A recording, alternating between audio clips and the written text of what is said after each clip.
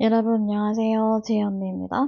자기소개를 어떻게 하냐 물어보신 분들이 많으시니까 o늘은 자기소개에 대한 간단하게 살펴보고 설명드리도록 ha겠습니다.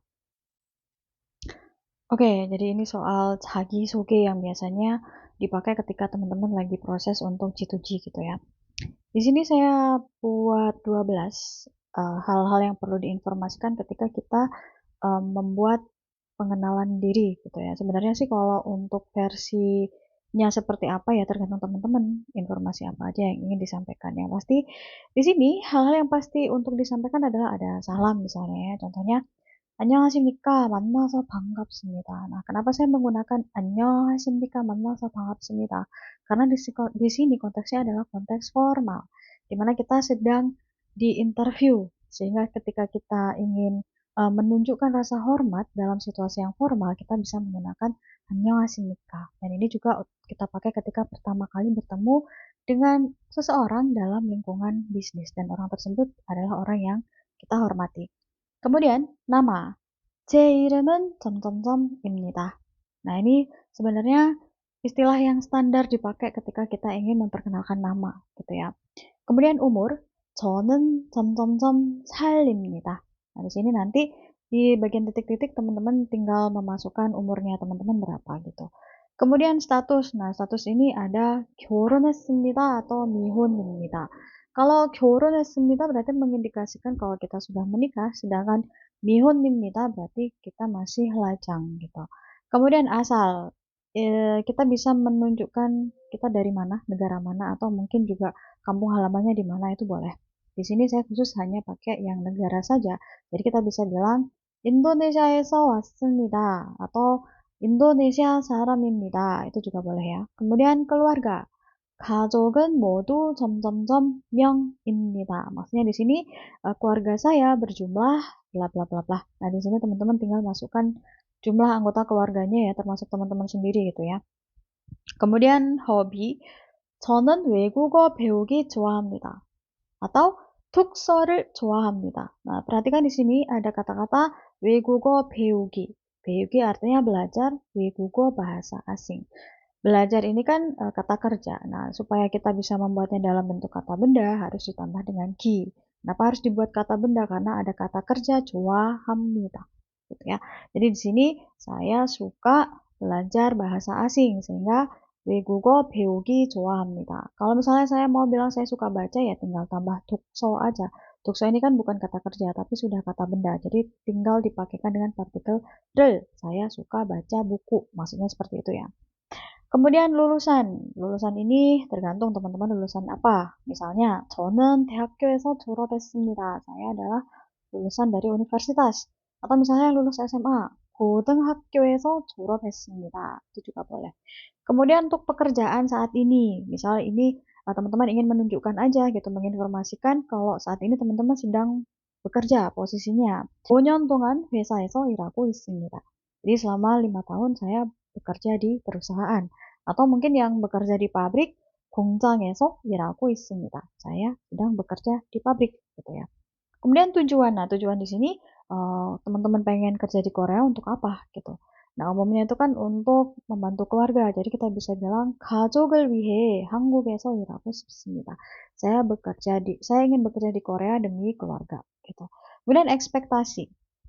Nah, di sini saya bilang 한국에서 일하게 되면 일을 열심히 하겠습니다.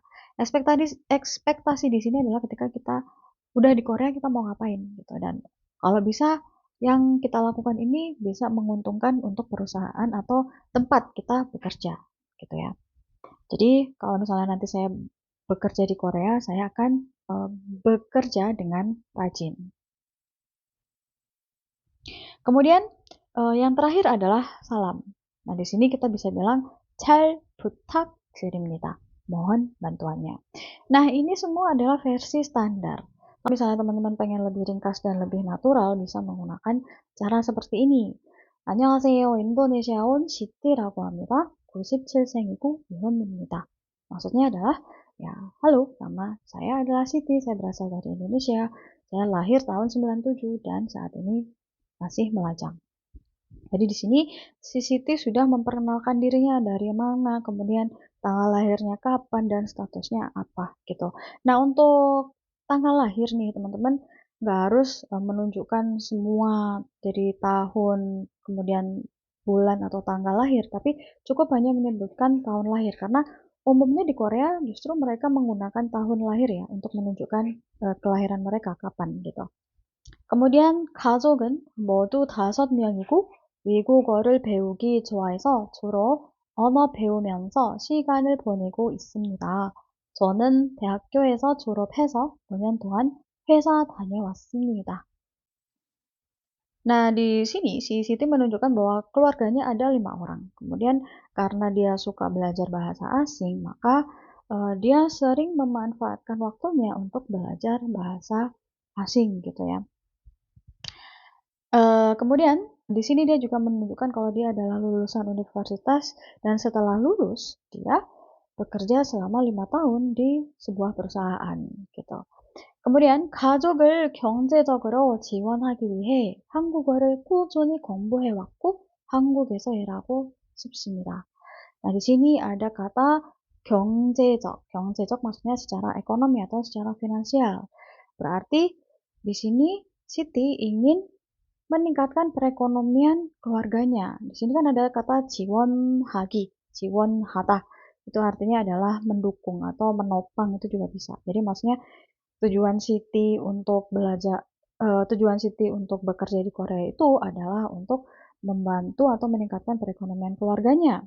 Sehingga saat ini yang dia lakukan adalah 한국어를 꾸준히 공부해왔습니다.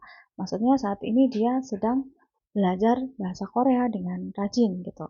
kemudian informasi yang selanjutnya adalah 한국에서 취업하게 되면 일을 잘하도록 열심히 하겠습니다. 잘 부탁드립니다. Kalau misalnya nanti bisa bekerja di Korea, maka Siti akan bekerja dengan rajin. Kemudian yang terakhir, 잘 부탁드립니다. Dia mengucapkan salam, mohon bantuannya. Nah, teman-teman bisa copy paste di sini istilah-istilah yang saya pakai ketika ingin memperkenalkan nama, negara, tanggal lahir, dan juga status. Kemudian juga cara memperkenalkan jumlah keluarga, kemudian hobi, gitu ya. Termasuk juga lulusan apa, kemudian saat ini sedang bekerja di mana, gitu. Selanjutnya juga tujuan untuk belajar, tujuan untuk bekerja di Korea itu apa. Jadi teman-teman boleh copy paste di sini. Kemudian juga harapan atau ekspektasi ketika nanti sudah bisa bekerja di Korea. Jadi seperti itu ya.